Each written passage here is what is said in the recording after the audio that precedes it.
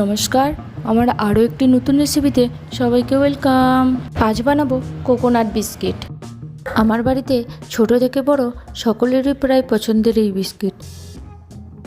একবার বাড়িতে অবশ্যই ট্রাই করতে পারেন। তো চলুন ভিডিওটা শুরু করি। এর জন্য আমি প্রথমে নিয়েছি 1 কাপ মতো ময়দার পরিবর্তে আপনারা আটাও ইউজ করতে পারেন।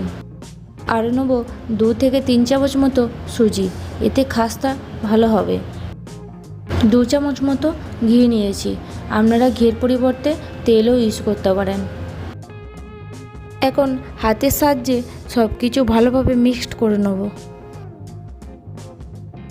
কিছু মেশানো হয়ে গেছে, এখন দিয়ে দেবো 3 টেবিল চামচ মতো চিনি আর নিয়েছি হাফ চামচ মতো লবণ, এতে ব্যালেন্স ঠিকঠাকভাবে বজায় থাকে। এখন অল্প অল্প করে জল দিয়ে ময়দাটা মাখতে থাকবো। এটা কোনোভাবেই রুটির মতো ডো বানাবো না, একবারে বেশি জল দিয়ে মাখা যাবে না, একদমই অল্প 1 চামচ করে জল দিয়ে মাখতে হবে। দেখুন হাতে করে এইভাবে শেপ দিলে একটি সুন্দর গোল শেপ এসে যাচ্ছে, মানে আমার মাখাটা পুরোপুরি পারফেক্ট হয়েছে।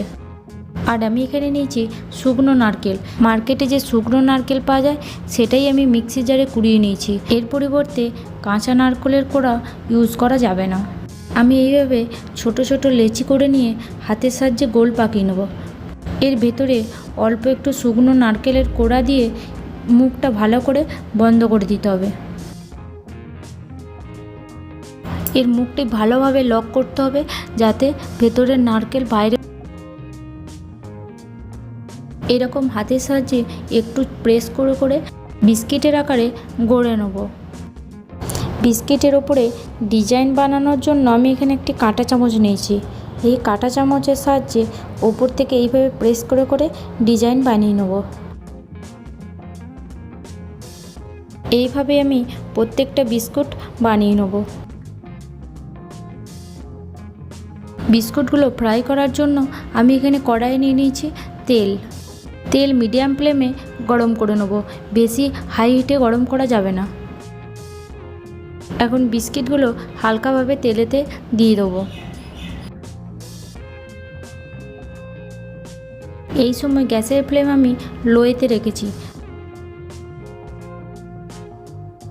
আমি গ্যাসের ফ্লেম লোয়েতে রেখে বিস্কুটগুলো ফ্রাই করব। এইখানে গ্যাসের ফ্লেম আমি যদি এই সময় হাইতে রাখি তাহলে বিস্কুটগুলো ভেতর থেকে কুক হবে না, এর ফলে বিস্কিটের ভেতরে যে খাস্তা ভাব সেটাও আসবে না।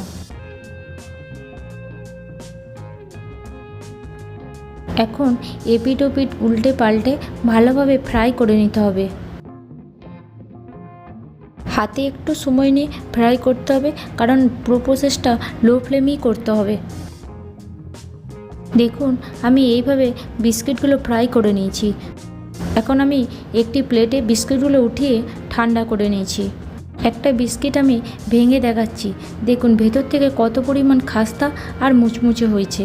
এই বিস্কিট তো আমার মেয়ে খুবই পছন্দের। একটা কথা দিতে পারি, এই বিস্কুট বাড়িতে বানানো থাকলে বিকালে চায়ের আড্ডাটা জাস্ট জমে যাবে।